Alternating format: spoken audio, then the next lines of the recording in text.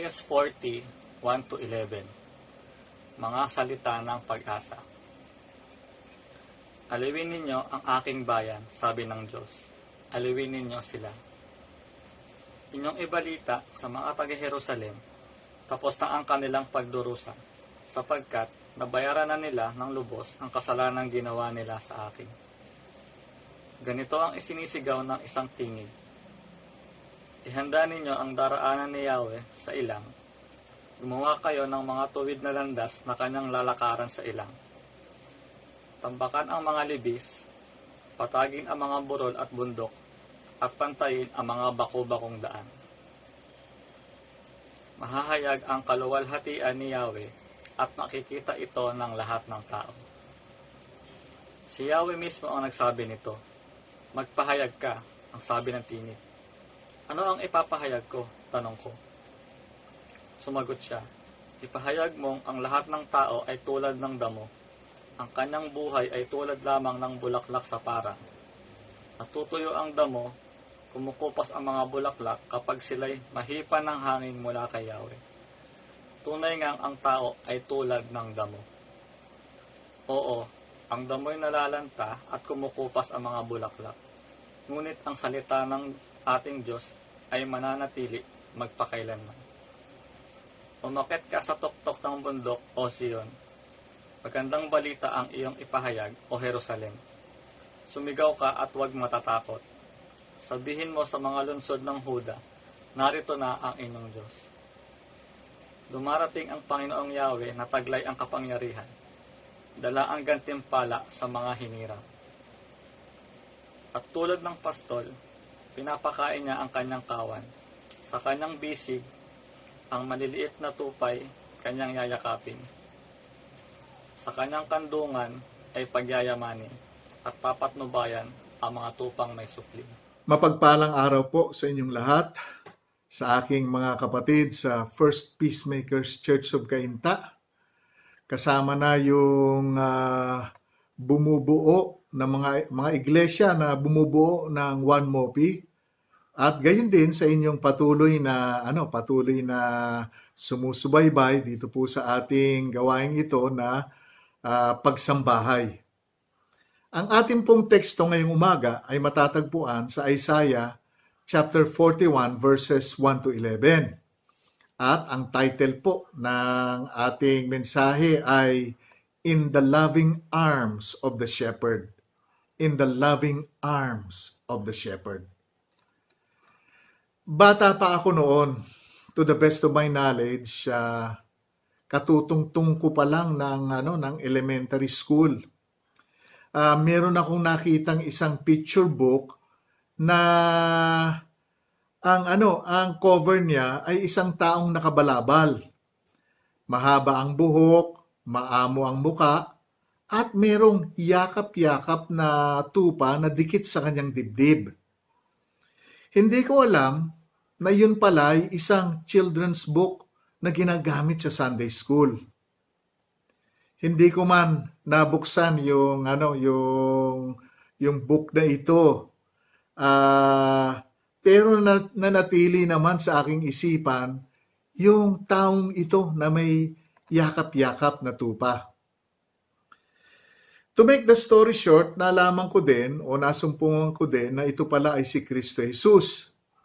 At ako ay nagkaroon ng encounter sa kanya nung pagtungtong ko ng first year high school. Ako ay umattend ng isang youth gathering at sa youth gathering na ito, merong lumapit sa akin na isang estudyante na isang medical student siya, medical student na nag-aaral sa UP. At kanyang ibinahagi sa akin si Kristo Jesus na namatay sa aking mga kasalanan. Bagamat ako ay laki sa isang Protestant church, yung kanyang pagkakilala kay Kristo ay ibang-iba kaysa sa akin. Parang mas malalim ang kanyang pakikipag-ugnayan sa Panginoon at mas personal. Di tulad ko na kilala ko lamang ang Panginoon sa mga storyang aking nadidinig sa Sunday school. pinaliwanag niya sa akin na hindi sapat na makilala ko si Kristo dito sa aking isipan lamang. Mas mahalaga na mas makilala ko siya sa aking puso. At yun ang mangyayari kung aking bubuksan ang aking puso at tatanggapin siya bilang tagapagligtas at Panginoon ng aking buhay. At ayun nga ang aking ginawa. And the rest is history. Sa aking journey ito, sa bagong pagkakilala ko kay Kristo Jesus, ako po ay naging pastor. Yung ating teksto ngayong umaga ay naibalik uli ako dun sa larawan ng pastol na ito na yakap-yakap ang tupa. Ito po ay ating key verse. Actually, key verse natin ito sa Isaiah chapter 40, verse 11. Alam nyo, napakayaman ng Isaiah chapter 40 sa mga bagay na kailangan natin sa ating kalagayan ngayon. Sa aking pagdinilay ng passage na ito, nakasumpong ako ng 5 bagay na idinudulot ng yakap na ito ng pastol ng Israel. At ito yung mga sumusunod. In the loving arms of the shepherd, there is warmth, may init. In the loving arms of the shepherd, there is assurance, may katiyakan. In the loving arms of the shepherd, there is comfort, merong kaginhawaan at aliw. Meron din security at meron ding love. So warm, assurance, comfort, security, love. Init, katiyakan, kaginhawaan, katiwasayan, at pag-ibig. Sa inyong sariling pagninilay, alam ko po na maaari pa kayo makatuklas ng ilan pang mga bagay na idudulot ng yakap ng dakilang pastol na ito. Siguro, pagkatapos ng ECQ, mag-exchange note na lang tayo. No? At sabay-sabay tayong lumago sa ating pakikipag-ugnayan kay Kristo Jesus. Pero sa ngayon, gawin muna natin itong isang family activity na ang bawat miyembro ng pamilya ay mag-share ng kanilang na-discover. Benefit ng yakap ng dakilang pastol na ito. Mahalaga ang papel ng prophecy at ng kasaysayan sa ating pag-unawa ng ating teksto ngayong umaga.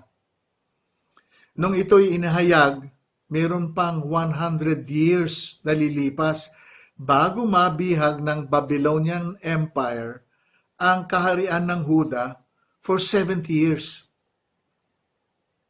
Ito'y mangyayari, sabi ng propetang Isaias, dahil inabutan na sila ng consequences ng kanilang patuloy at sunod-sunod na pagsuway kay Yahweh ang kanilang Diyos. Kaya hindi na mapipigilan yung pangyayaring ito. Gayunpaman, hindi pa nangyayari ang kanilang pagkabihag, mababasa na natin na ipinapahayag na agad ng Panginoon sa pamamagitan din ng propetang ito ang kanyang pagpapalaya at pag-restore ng bayan at ang kanilang pag-uwi muli sa kanilang bansa sa Jerusalem o sa kanilang bayan na Jerusalem. Ito ay dahil sa mahal na Yahweh ang kanyang hinirang. Kumbaga, hindi pa nangyayari yung sad news na sila ay siguradong mabibihag.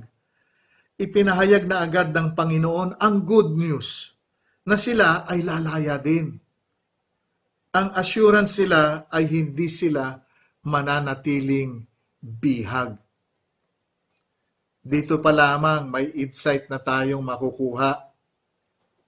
Sa akin personally, ang sinasabi nito yung COVID-19 pandemic ay tiyak na matatapos din. Tiyak na matatapos din. Dahil lahat ng itinakda ng Diyos ay may kanya-kanyang kapanahunan. Sinabi ito sa Mga Ngaral, chapter 3, verse 1. Ngunit higit sa lahat, matatapos din ito dahil tayo ay mahal na mahal ng ating Panginoon. Tayo ay mahal na mahal ng ating Panginoon. Ngayon, maaari ninyong sabihin sa akin, kung talagang mahal tayo ng ating Panginoon, bakit nangyari yung mga bagay na ito? Ang sagot ko diyan, Diyos lang nakakaalam. Pero sigurado ko na meron siyang purpose para dito. Bakit niya pinahintulutan na ito ay mangyari?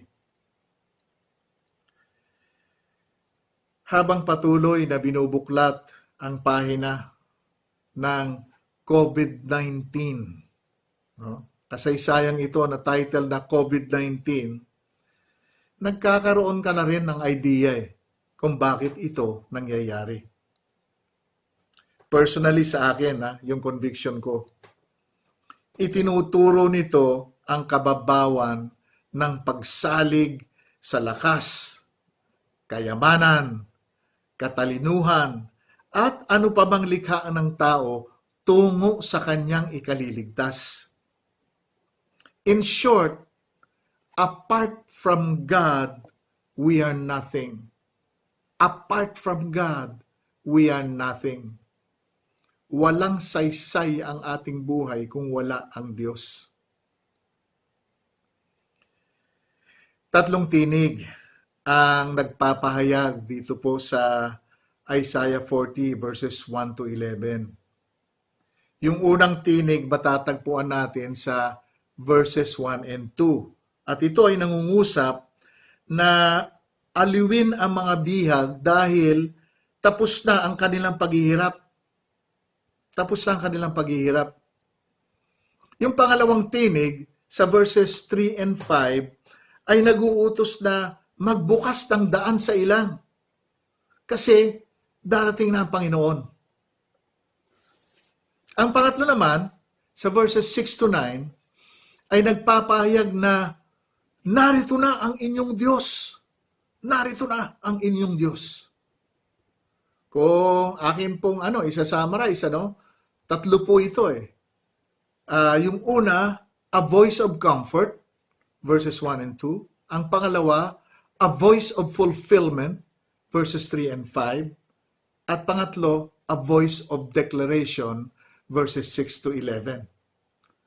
A voice of comfort, a voice of fulfillment, a voice of declaration. Tingnan natin ito isa-isa o isa-isahin natin.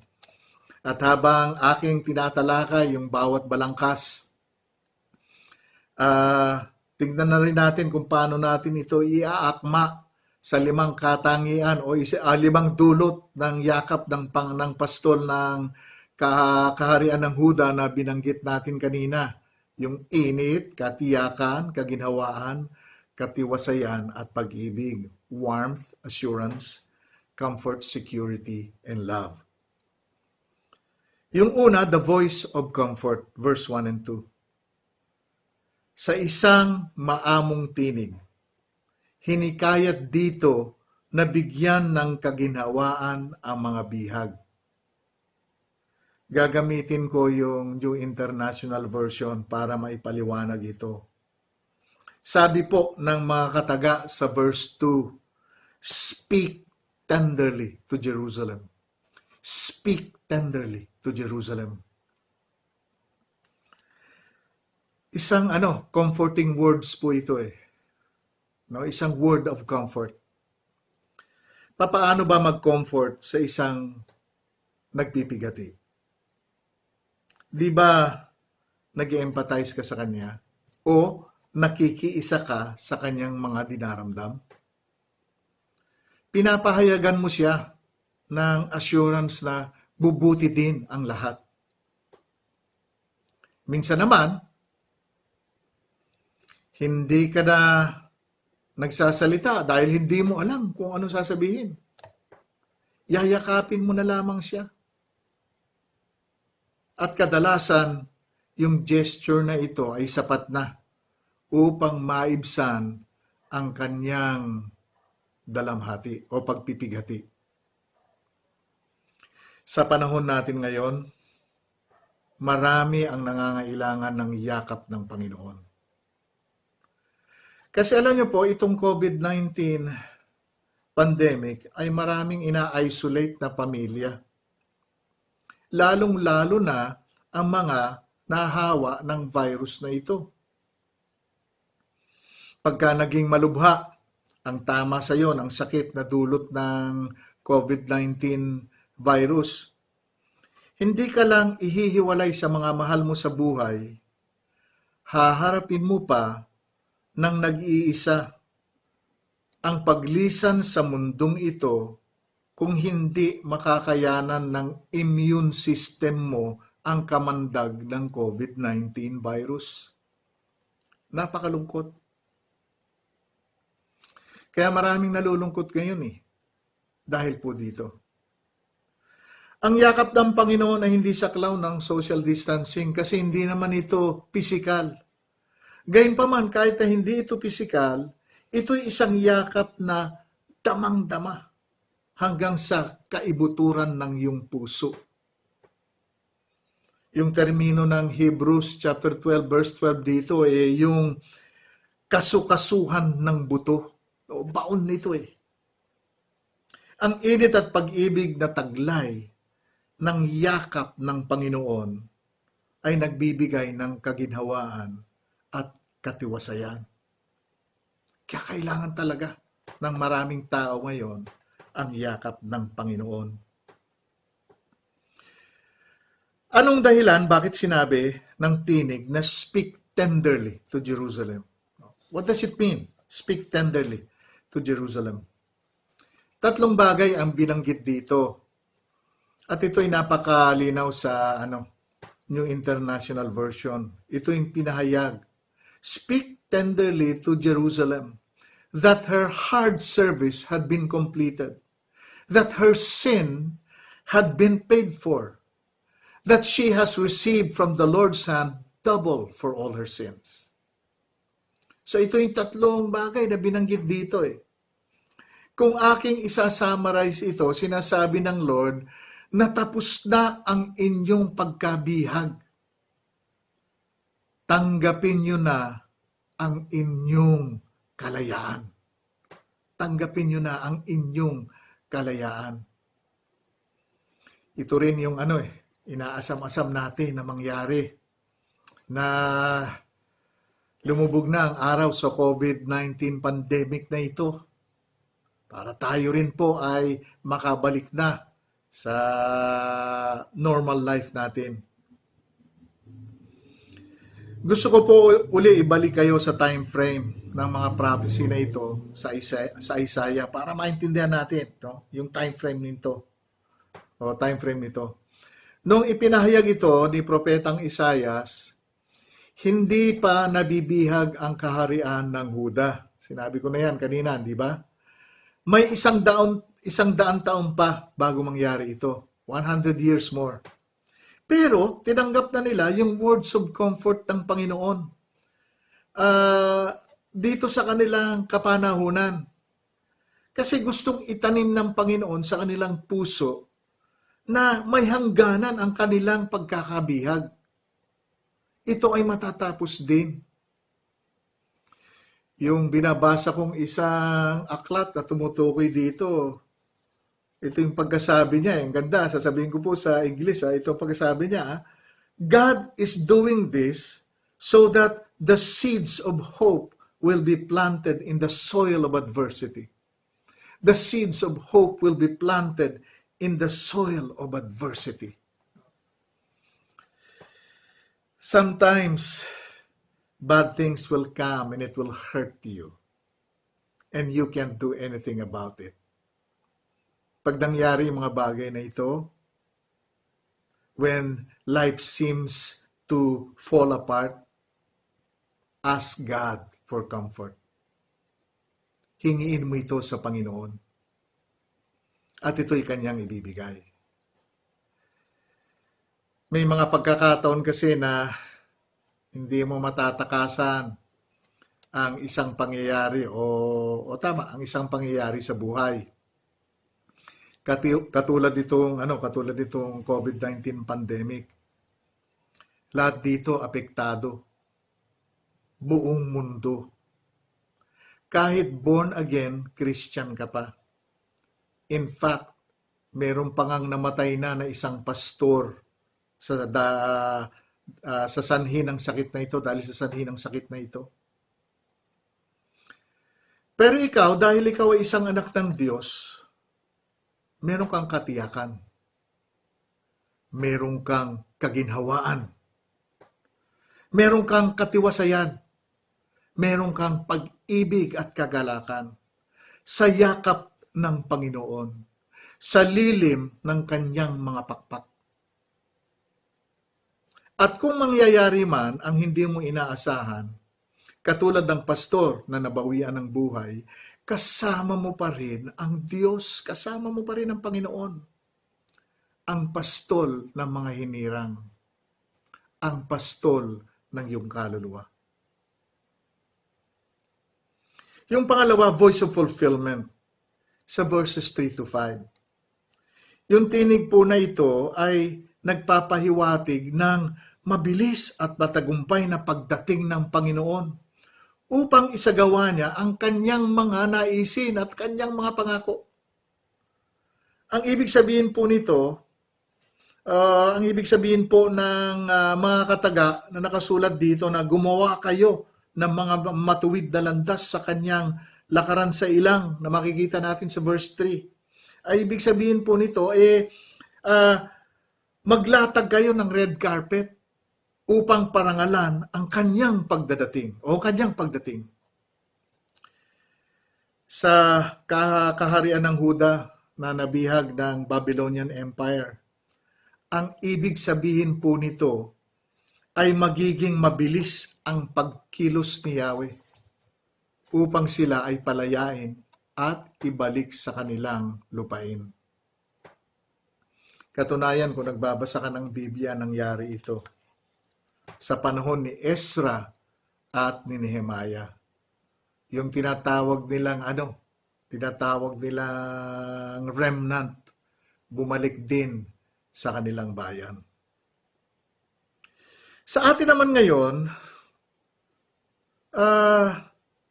yung mga pananalitang ito po ay tumutukoy sa pagdating ng kordero ng Diyos, ang Mesyas, na ipinahayag ni Juan Bautista na the Lamb of God that taketh away the sins of the world. Sabi po ito sa John chapter 1 verse 29. Ito yung significance naman ito sa atin. Kaya tingnan nyo, prophecy ito At ito nangyari na. Pero meron pang isang future event na tumutukoy ito, yung pangalawang pagbabalik ni Kristo Jesus, yung second coming niya. Dito sa text to, meron tayong makikitang ilang, desert o wasteland. Ang ilang na binanggit sa verse 3 ay maaari nating sabihin na naglalarawan ng mga pagsubok, katigatian, o paghihirap sa buhay. Tayo po kasi hindi immune dito dahil nandito pa rin tayo sa fallen world. Kaya may mga bagyo pa din, may nagkakasakit pa din, may lindol at minsan tayo nakakasama na nagiging part tayo dito. Pero nung sinabi niya dito na yung panalitang maghanda kayong ng daan sa ilang, ito rin po ay tumutukoy sa sa ating pananampalataya na ito dapat ay wala ding balakid. Wala ding balakid ang ating pananampalataya sa kanyang paglago. Sa ngayon, merong quarantine. Meron tayong lockdown. Pero di dapat nakwa-quarantine at nala-lockdown ng ating pananampalataya, ang ating faith. Sa akin pong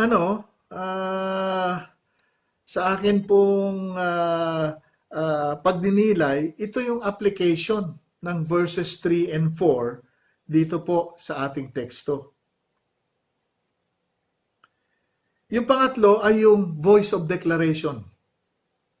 verse 6 to 11. Yung unang tinig na ating tinalakay kanina ay isang maamong tinig. Nag-aaliw at nagbibigay ng assurance, nagbibigay ng comfort. Yung pangalawang tinig ay nag-a-announce o nagpapahayag ng pagdating ng isang tutupad ng pangako. No? Isang promise keeper na darating. At ito ay nag-a-announce na darating na siya, ihandaan ninyong daan. Ito naman pangatlong tinig ay pasigaw na naghahayag. Ano ang kanyang hinahayag? O gagamitin ko po uli yung NIV para ipaliwanag ito. Sa verse 6, ang sabi niya dito, o ang sabi ng tinig, cry out! Cry out! Pagkatapos, sinundan niya ito ng tanong, what shall I cry out? What shall I cry out? Ano ang aking pagsisigawan? Sinundan ito ng pagpapahayag ng tinig na ang tao ay tulad lang ng damo, na nalalanta at kumukupas, ngunit ang salita ng Diyos ay mananatili magpakailan pa man. Pagkatapos nito, tinumbok niya na ang sagot sa kanyang katanungan na, what shall I cry out? And the answer is a resounding, here is your God. Here is your God. Verse 9. Isang dumadagundong na ipinahayag, narito na ang inyong Diyos. Hallelujah. Hallelujah. Sa isang nilalang na umaasa sa Diyos at nagpapagal sa panalangin, hinihingi ang pagkilos ng dakilang kamay ng Panginoon na mag-intervene sa kanyang kalagayan at kalagayan ng kanyang bansa. Ang madinig ang mga katagang, narito na ang inyong Diyos, ay pagsasakatuparan ng lahat ng kanyang mithiin sa buhay. Lahat ng kanyang minimithi sa buhay. Finally, everything will fall into place for the glory of God. God is there to fulfill His promise.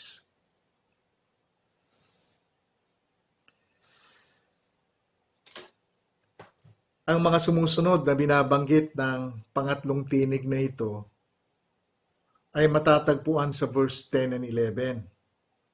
At ito naman ay tumutukoy sa katangian ng Diyos na siyang ipinakilala na o pinagsigawan na narito na ang inyong Diyos. Babasahin ko po ito sa Revised Popular Tagalog Version 2005. At ito pong sinabi. Sa verse 10 and 11 ng Isaiah chapter 40. Dumarating ang Panginoong Yahweh na taglay ang kapangyarihan. Dala ang gantimpala sa mga hinirang. At tulad ng pastol, pinapakain niya ang kanyang kawan sa kanyang mga bisig. Ang mga malilit na tupay kanyang yayakapin. Sa kanyang kandungan ay pagyayamanin. At papatnubayan ang mga tupang may supling. Ang Diyos na ito na ipinahayag kanina na narito na ang inyong Diyos ay isang makapangyarihang Diyos, isang makapangyarihang Panginoon, ngunit isang maamong Diyos din na katulad ng pastol na nagmamahal sa kanyang mga tupa. Makapangyarihan at maamong Panginoong Diyos. Nais ko pong basahin muli yung verse 11. Ngayon naman sa NLT, New Living Translation, kasi ang ganda po ng pagkasali nito. Itong pagkasabi niya. Itong sinabi niya. He feed his flock like a shepherd. He will carry the lambs in his arms, holding them close to his heart. Holding them close to his heart. He will gently lead the mother sheep with their young. Grabe, no? In the loving arms of the shepherd, there is warmth. In the loving arms of the shepherd, there is assurance. In the loving arms of the shepherd, there is comfort. In the loving arms of the shepherd, there is security. In the loving arms of the shepherd, there is love. Naroon ang pag-ibig.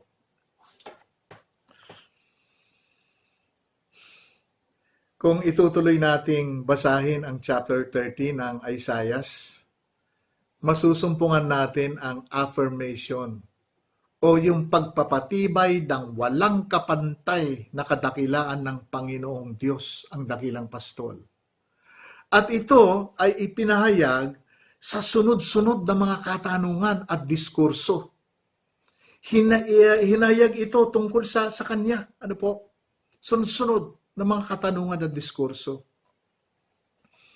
At ito po ay nagtapos sa isang pinakapaboritong memory verse ng maraming mananampalataya na aking pong bibigkasin sa tanyag na King James Version, na ito ang sinasabi, Isaiah chapter 40, sa huling-huling verse, But those who wait upon the Lord shall renew their strength. They shall mount up with wings like eagles. They shall run and not be weary. They shall walk and not faint. Minsan binabasa natin itong text na to, itong verse na to Mine-memorize natin. Pero ngayon, I hope sana nagkaroon na ito ng nagkaroon pa ito ng mas malalim na kahulugan sa inyo. Ng ating nasumpungan, yung the loving arms of the shepherd. The loving arms of the shepherd. This is the Lord, the shepherd of our souls. In His loving arms, we take our refuge. In His loving arms, there is joy, there is assurance, there is love. Stay in the loving arms of the Lord. Tayo po'y manalangin. Amang makapangyarihan sa lahat, sinabi mo sa iyong salita na itinatago mo sa ilalim ng iyong mga pakpak ang iyong mga anak. At dahil dito po, Panginoon, nakatatanggap kami ng comfort, nakakatanggap kami ng assurance, nakakatanggap kami, Panginoon, ng love, O Lord God. Nakakatanggap kami, Panginoon, ng kapanatagan. Lord, in the shelter of your wings, O God. Father, we have this assurance and security. Sa umagang ito, patuloy naming ipinapanalangin ang aming bansa. O Lord God, kaawaan mo ang mga nagkasakit na, O Diyos, ng COVID-19, lalong-lalo na yung mga malulubha, yung nanto doon sa ICU. Abutin mo sila ng iyong kamay ng pagpapagaling. Pinadalangin din namin, Panginoon, yung mga health workers namin. O Lord God, ang dami na nila, O Diyos, na nahawa. Dalangin namin na, Panginoon, yung mga nahawang ito, hindi na lumubha yung kanilang pakiramdam. At yung mga iba naman na lumalaban sa kanilang buhay sa mga ICU, O Lord God, kaawaan mo. At pagalingin mo sila. Ikaw lang ang tunay na makapagbibigay ng kagalingan sa aming bansa. Dalangin din namin naman na bigyan mo ng katalinuhan, wisdom, Panginoon, ang aming mga namiminuno, lalong-lalo na ang aming presidente, Panginoon, sa kanyang paggawa ng desisyon, O Diyos, tungo sa pag-confront, Panginoon, o sa pag-deal sa COVID-19 pandemic na ito. Dalangin namin, Panginoon, magiging sound lahat ng kanyang mga desisyon. Thank you so much, O God, dahil alam namin magtatapos din ito. Dinadalangin namin, Panginoon, na habang kami, O Diyos, ay narito, naghihintay, gamitin mo kami upang maging pagpapala sa karamihan. Una, sa panalangin. Pangalawa, sa bilang isang encouragement, O Lord. Pangatlo, yung hindi kami magiging problema ng lipunan, kundi magiging dagdag kami sa makakadagdag kami sa ikabubuti ng aming bansa. Salamat po, Panginoon. Thank you for your love. Thank you, Lord, for your loving arms. We give you praise and glory in Jesus' name. Amen and amen.